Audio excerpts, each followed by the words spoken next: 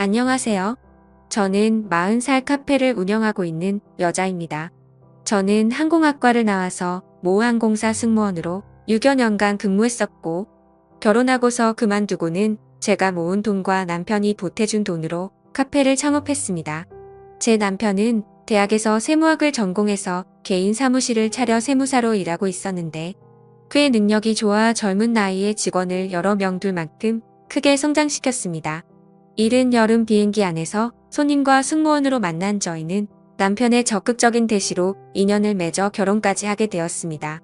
남편은 세무사라는 직업적 특성 때문에 그런지 몰라도 늘 완벽함을 추구했지만 일 밖에서는 스트레스를 마음껏 풀어 그 누구보다 재치 있고 유머러스한 멋진 사람이었어요.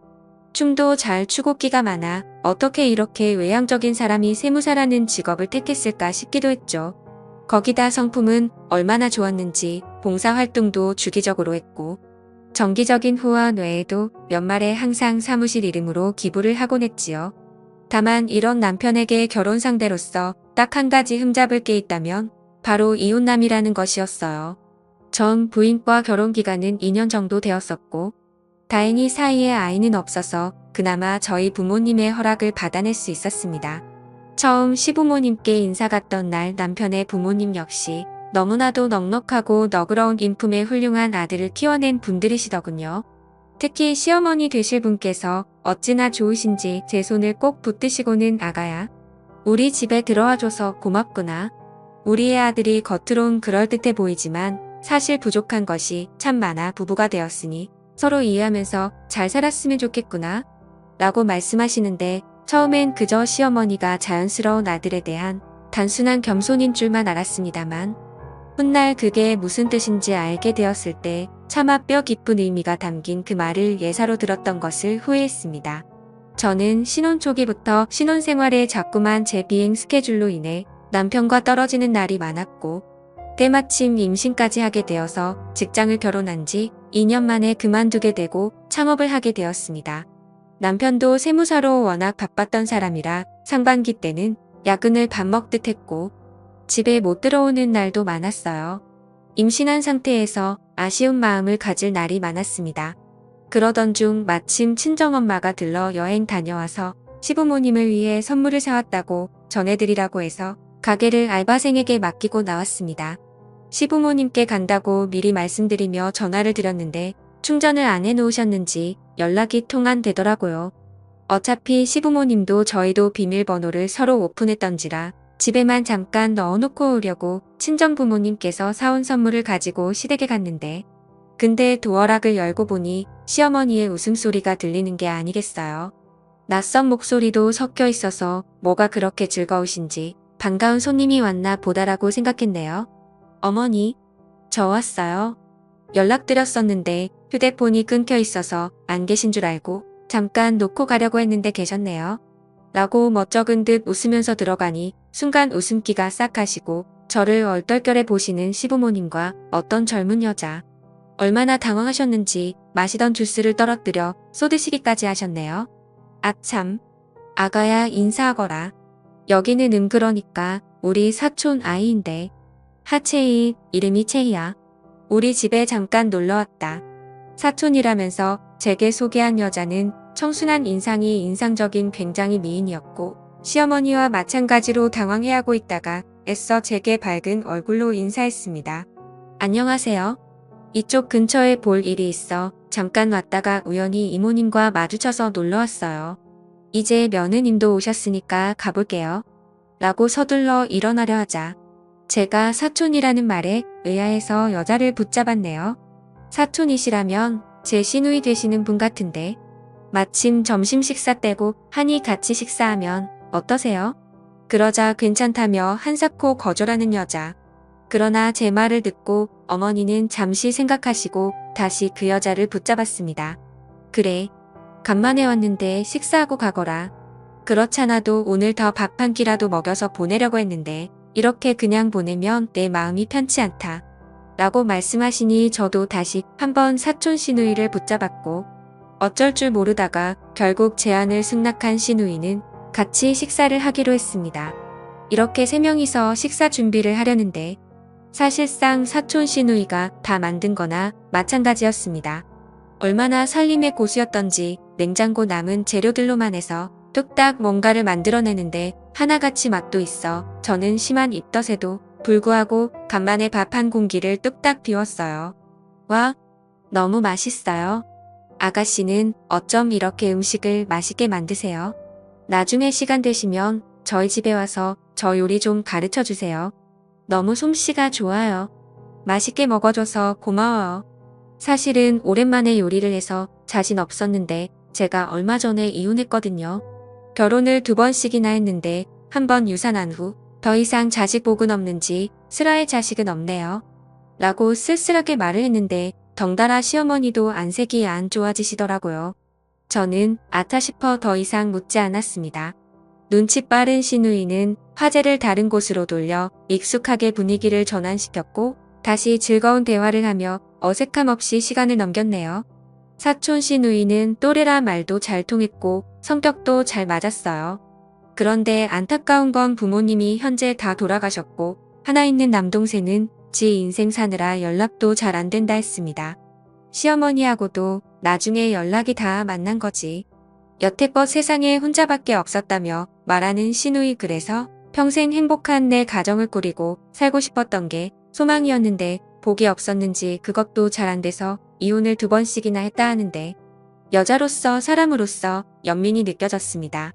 저는 사촌 시누이와 잘 지내보고자 했어요. 집에 갈 때 시누이와 같이 나와 제 차로 근처 지하철역에 내려졌는데 그때 시누이가 말을 하더라고요. 저기, 혹시 오빠에게는 아무 말도 하지 않아주면 안 될까요? 사실 어릴 때부터 사이가 안 좋기도 했고 껄끄러운 사이라 저를 봤다 하면 분명 이모님께 한 소리 할 거예요. 괜히 저 때문에 패가 치기 싫으니 부탁 좀 할게요. 하고 얘기를 해서 저는 뭔가 이상하긴 했지만 앞에서는 알겠다고 하고 보냈네요. 남편이 집에서 퇴근하고 와서 잠자리에 들 때까지 어차피 비밀 없는 남편이었기에 사촌 시누이에 대해 얘기를 털어놓을까 하다 말할 타이밍을 놓치기도 했고 약속도 떠올라서 이내 관두기로 했습니다.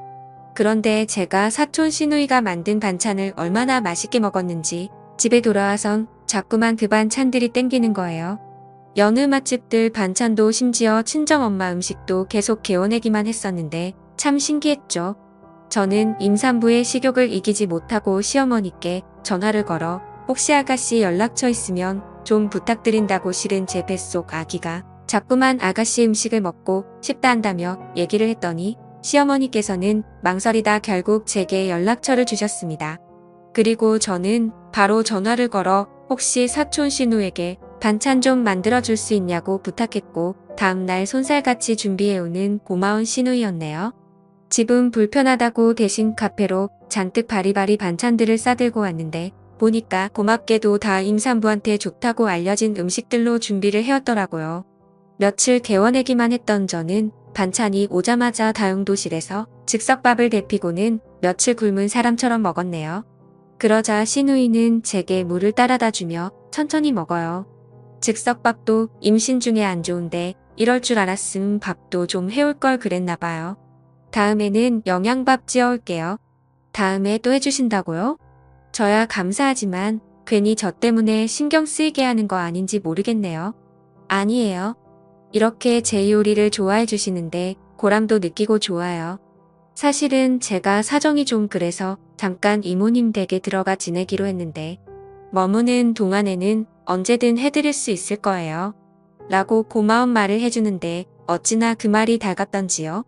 저는 사촌 시누이에게 반찬값과 함께 커피를 대접했는데 사촌 시누는 돈은 절대로 안 받으며 반찬값은 커피로 됐다 했습니다. 향이 좋다며 한 모금 마시는 카페 분위기를 둘러보는 시누. 저희 카페에는 남편과 추억이 담긴 사진들도 많이 있었고 승무원 때 제 사진도 곳곳에 배치되어 있어서 저에 대해 한눈에 알아볼 수 있었어요. 느낌이 여전하네요. 뭐 정은? 오빠는 여자한테도 잘하고 매력적이고 능력도 있어서 멋지죠. 선남선녀가 만나서 행복하니 좋네요. 라고 얘기했는데 기분 탓이었는지 몰라도 어쩐지 신우에게도 쓸쓸한 느낌이 들어 마음이 쓰이기도 했어요. 제 남편과 제가 사는 모습을 보고 부러워하는 것 같아서 저도 지난 일들은 다 잊고 아가씨에게 행복한 가정 다시 꾸리라고 남편 같은 사람으로 알아봐 소개시켜주겠다 했죠. 그러자 신우이가 고개를 한사코 저으며 아니요. 난정은 오빠 같은 사람은 별로 이상형이 아니라서요. 아니, 결혼 2번 해서 그런지 남자라면 하기 싫더라고요. 재호는 원래 기억력 떨어져서 하는 거라는 말을 2번째 결혼해서 실감했어요. 난 그냥 평생 혼자 살 거예요. 라고 안색 싹 바꾸며 너무나 단호하게 쳐버리길래 왠지 모르게 불안하기도 했네요. 남편이 멋지고 괜찮다 할 땐 언제고 남편 같은 사람 소개해준다니까. 또 별로 이상형이 아니라 하고 정말로 남편과 개인적으로 껄끄러운 사이가 맞구나 싶었습니다. 사실 그것 외에는 크게 이상한 점이 없어서 저는 주기적으로 사촌 시누이가 해주는 반찬을 챙겨다 먹었습니다. 반찬 때문에 맺은 인연으로 친해져서 사촌 시누이는 종종 카페에 놀러와 많은 시간을 보내고 가곤 했네요. 가끔 시어머님도 같이 오셔서 같이 커피 마시고 수다를 떨거나 남편이 늦게 온다고 하면 함께 드라이브도 가서 속에 있는 얘기도 나누기도 하면서 돈독하게 정을 쌓아갔습니다. 근데 시댁에 갈 때 이상하게도 꼭 남편하고만 같이 가면 시누이는 없었어요. 일부러 피한 것이 분명했죠. 이쯤 되니 문득 신우와 남편과의 껄끄러운 관계가 궁금해지더라고요. 전 신우와의 약속을 어기고 남편에게 얘기를 꺼냈습니다. 저기 자기야 혹시 사촌 신우이 알아? 아가씨가 사실은 시부모님 댁에 있는데 자기랑 많이 껄끄러워 하더라고. 무슨 일이 있었는지 나한테 얘기해 줄 수 있어? 사촌 시누이가 우리 부모님 댁에 같이 있어? 그 녀석 자기 부모님하고 캐나다에 지금 있을 텐데 걔가 왜 들어왔지? 무슨 말이야? 2분 말정이 잘 살아있는데. 잠깐만. 중요한 전화 왔다. 나 잠깐 나가서 연락 좀 받고 올게. 라고 훅 사라지는 남편 뭔가 망치로 세게 얻어맞은 듯한 느낌이 들었네요. 분명 채이라는 아가씨였고 부모님이 모두 돌아가시고 오갈 데 없어 시부모님 댁에서 지내고 있다 했는데 왜 그런 걸 속였는지 알 수가 없겠더라고요. 아무리 생각해봐도 알 길이 없어 혼란스러워하던 차에 남편이 나간 사이 남편의 가방에서 또 다른 핸드폰이 울리는 걸 우연히 발견했습니다. 그런데 휴대폰 이름이 내 사랑이라는 단어였어요. 내 사랑, 남편에게 사랑하는 사람이라면 부인은 저뿐 아니었던가요? 으스스한 느낌이 들면서 심상치 않음을 본능적으로 느꼈습니다. 이런저런 생각하고 있는 사이 휴대폰은 끊겼고 부재중으로 뜨자마자 바로 남편이 들어왔습니다. 얼떨결에 제 뒤에 휴대폰을 숨겼는데 하필 맞게도 남편이 가방에서 뭘 찾는 것 같더라고요. 아무래도 제가 갖고 있었던 휴대폰을 찾는 것 같았습니다. 저는 시치미를 빼면서 뭘 찾냐고 했더니 남편 당황해하며 아무것도 아니야. 일하는데 필요한 서류가 있는데 분명 내가 갖고 왔는데 어디 있는지 안 보이네. 암튼 당신은 신경 쓰지 마. 뭐 사무실이나 차에 어딘가에 있겠지. 발속 우리 아기한테 간만에 태교 동화나 읽어주고 자야겠다. 면서 웃음으로 얼렁뚱땅 때우고는 배를 쓰다듬으며 동화까지 읽어준 뒤 제게 팔베개를 해주고는 잠자리에 들었습니다. 온갖 갖가지 나쁜 상상을 하고 저는 제발 아니길 바라며 설마 우리 남편이 그럴 리가 없다고 남편을 사랑하고 믿는 부인이라면 한 번쯤 해볼 만한 이유 없는 다짐으로 꼭 눌러 참으려 했지만 의심은 도무지 가시질 않더군요. 저는 남편이 깊은 잠에 골아떨어졌을 때 지문을 이용해서 비번을 풀었고 그 안에 있던 판도라의 상자를 열고야 말았습니다. 와 그런데 세상에 휴대폰을 보는 순간 한순간에 기가 막혀 어떤 말도 안 나오더군요. 세상에 어느 여자랑 다정하게 찍은 사진들이 한가득하고 서로 톡을 주고받은 바람핀 정황들이 그 추한 모습이 여지없이 드러났는데 무엇보다 그 상간녀의 정체가 더 충격적이었어요. 바로 저희 결혼식에도 온 남편 밑에서 일하고 있던 여직원이더라고요. 게다가 그 여자는 의사 남편에다가 애 하나 있는 유부녀로 알고 있었는데 이런 멍멍이만도 못한 것들이라는 욕이 절로 나오대요. 어떻게 지 새끼를 임신한 저를 두고 이런 짐승만도 못한 짓을 벌일 수가 있는 걸까요? 도저히 용서할 수가 없었습니다. 남편을 그토록 믿고 신뢰한 만큼 배신감의 몸서리가 쳐졌습니다. 혹여나 나중에 증거될 만한 것들을 위해 제 휴대폰으로 옮겨놓고 난 뒤 저는 입술을 피가 날 정도로 깨물고 자고 있는 남편을 죽일 듯 노려보며 피눈물을 흘렸습니다. 신혼 초부터 제가 비행 때문에 집을 비운 날이 많았고 남편도 업무 때문에 바빠야 야근과 외박이 잦았던 지난 날들이 빠르게 스쳐 지나가며 뭔가 일이 잘못되어 가고 있으니 뒤늦은 깨달음이 저를 괴롭혔습니다. 카페에 출근해서도 대체 어떻게 이 사태에 대해 해결을 해야 할지 최대한 이성을 찾고 고민하고 있었는데 때마침 신우이가 여느 때와 마찬가지로 반찬을 싸왔더라고요. 그런데 제 안색이 평소와는 달라 보였던지 저를 어루만지며 무슨 일 있었어요? 왜 이렇게 얼굴이 안 좋아요? 세상에. 이딴 좀 봐. 임산부가 입술도 새파래져 갖고는 안 되겠어요. 얼른 나랑 병원부터 가요.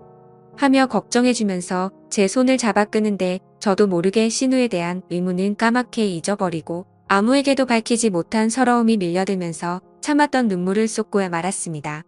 얼마나 끄끄거리면서 울었는지 한참 신우 앞에서 자존심이고 뭐고 저도 모르게 어젯밤에 있었던 속내를 다 털어놔버리고 말았습니다. 그때 신우, 어젯밤에 옮겨놨던 상간녀의 증거가 담긴 제 휴대폰을 보더니 동공이 확대되면서 기가 막힌 듯 마치 전에도 이런 일을 한번 겪은 당사자인 것처럼 얘기를 하는데 뭐야 또 이 여자야. 기가 막혀 세상에 그것도 부인 임신할 때만 골라 똑같은 여자랑 2번씩이나 바람을 피다니. 그 정도로 절절하면 차라리 이 여자와 결혼을 하지. 왜 아무 상관없는 멀쩡한 여자 인생을 망쳐 나도 도저히 참을 수가 없네요. 걱정 마요. 내가 이번에는야말로 확실히 해결해 줄게요. 라고 큰소리 떵떵 치며 얘기를 하고서 당장에 카페를 나가는데 아차 싶은 사이 신우는 택시를 타고 가버렸고 저는 사고 칠 것 같은 불안한 예감에 재빨리 차를 타서 신우의 길을 밟았습니다. 아니나 다를까 남편의 사무실 앞에서 신우는 택시에서 내렸고 단번에 사무실로 들어가 버리는데 저도 얼른 주차해놓고 일이 크게 번지는 것 같아 신우를 말리려고 뒤따라 들어갔네요. 그런데 도착한 신우를 보고 전 직원이 단번에 놀랐고 그들은 그러든지 말든지 신우는 다짜고짜 상간녀의 머리채를 잡고 흔들어대었습니다. 야, 이 버러지만도 못한 인간아, 나 때도 그러더니 새로운 부인이 버젓이 눈 뜨고 있는데 꼬리치고 싶니? 예전엔 손님으로 정은 씨 상간녀 노릇을 하더니 이젠 아예 직원으로 들어와 눈에 뻔히 보이는 짓을 벌이니가? 그래, 이 쳐 죽여도 시원찮을 여자 같으니 내가 그땐 정은 씨한테 버림받을까봐 너한테 모르고 당했는데 그때 내가 당한 고통까지 이자 쳐서 갚아주마 하고 마구잡이로 후드려 팼는데 얼마나 한이 맺혔던지 그 짧은 사이 여자의 부드러운 웨이브 머리카락은 한 움큼 빠진 상태로 사방에 흩어져 날려 있었고 옷은 이미 너덜너덜해진 상태라 그 여자는 차마 그 상황을 견디지 못하고 울면서 사무실을 빠져나갔습니다. 너 미쳤어? 왜 갑자기 사무실에 와서 행패야? 너랑 끝난 게 언젠데 이제 와서 사무실을 들쑤셔놨냐고. 5년 만에 갑자기 나타나선 뭐하는 짓거리야? 너랑 저 상간녀 돌아나는 꼴 보자니 열받아서 그랬다. 왜? 너 아직도 저 여자 만난다며? 세상에 지겹다 지겨워. 그것 때문에 나 충격으로 유산해서 지금까지 내 새끼도 하나 없는데 너의 나 지금이나 양심의 가책도 안 느껴지니? 그럴 거면 니들 둘이 결혼하지. 왜 굳이 불쌍한 여자 바보 만들고 이따위 짓거리로 사람 미치게 만드는데? 너, 저 상간녀가 너한테 올 것 같았음 벌써 의사 남편하고 이혼하고 왔지. 왜 아직도 유부녀인 상태로 너랑 만나고 있을까? 이젠 제발 정신 좀 차려라. 라고 얘기하자 남편은 이성을 잃고 신우의 멱살을 잡았고 저는 안 되겠다 싶어 남편을 뜯어 말리며 신우 앞에서 편을 들어주었습니다.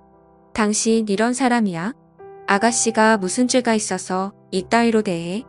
아가씨는 그냥 내 편 들어주려고 여기까지 찾아와 내 대신 복수해준 거야.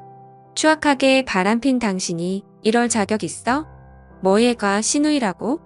얘가 당신더러 신우이라니? 뭐야? 그럼 얼마 전에 우리 부모님 댁에 있다던 신우이가 바로 이 여자였어? 아주 다들 제정신이 아니네. 내 말 지금부터 똑바로 들어. 당신을 바보로 만든 건 내가 아니라 이 여자야. 이 여자. 나랑 5년 전에 이혼했던 전처라고. 뭐? 뭐라고? 이게 또 무슨 말인가요? 순간 전 어리 빠져 한참 동안이나 남편을 멍하니 보다가 그 여자를 쳐다보았습니다. 그 여자가 저를 민망한 듯 고개를 숙이더군요. 그러니까 시어머니가 신우라며 댁에서 같이 지냈던 여자가 제가 여태 신우라고 철석같이 믿고 있던 여자가 나와 아이를 위해서 수고스럽게 정성껏 반찬을 만들어 날렸던 신우가 바로 남편의 옛 전처였다는 거잖아요. 어디가 진실이고 거짓인지. 바람으로 저를 농락한 남편이나 절 기만했던 시부모님이나 신우나 아니 이 여자나 혼란스러운 건 마찬가지였습니다. 저는 힘없이 그들에게 돌아섰고 사무실을 터덜터덜 빠져나갔는데 신우가 절 붙잡으며 제 앞에 사정을 하더군요. 속여서 미안해요. 정말 내가 볼 낯이 없어요. 근데 내가 전 부인이었지만 이미 다 끝난 사이고 감정 따위 전혀 남아있지 않은 상태였어요. 현재 부인인 당신을 만났을 때 낯선 제게 식사를 챙겨주는 그 모습이 너무 고맙고 인상적이라 잘 지내고 싶었어요. 정말로 곧 태어날 아기와 정은 씨가 행복해졌음 했고요.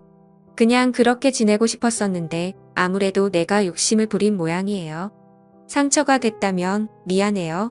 라고 사죄하는데 저는 아무 말 없이 돌아서며 그대로 차에 돌아와 모든 것에게 기만당한 제가 너무 바보 같아서 펑펑 울음을 쏟았습니다. 저는 시댁 식구들을 비롯한 남편 얼굴을 차마 제정신으로 볼 수가 없어 그 길로 바로 친정으로 들어갔고 아기 낳을 때까지 친정에 있겠다고 했어요. 남편은 제게 미안하다며 정말 이번에는 실수였다고 누나와 아이를 잃고 싶지 않다 했지만 대충 돌아가는 걸 보아하니 유구한 바람에 역사 곁엔 늘 상간녀가 있었고 쉽게 끝낼 관계가 아닌 것 같아 저는 친정 부모님의 만리에도 불구하고 이혼을 결정하기로 했습니다. 뱃속 아기한테 미안해서 몇 번이나 망설였지만 애비 자격 없는 사람 곁에 있느니 차라리 저 혼자 잘 키우는 것을 택하고 남편에게 법원에서 보자 했네요.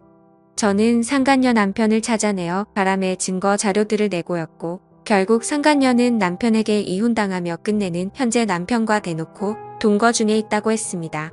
저는 변호사를 선임해 이혼과 동시에 위자료 및 양육권 양육비 청구 소송과 동시에 상간녀에게도 피해 보상 청구 소송을 진행했어요. 한 푼이라도 뜯어낼 요량으로 악착같이 소송을 진행했네요.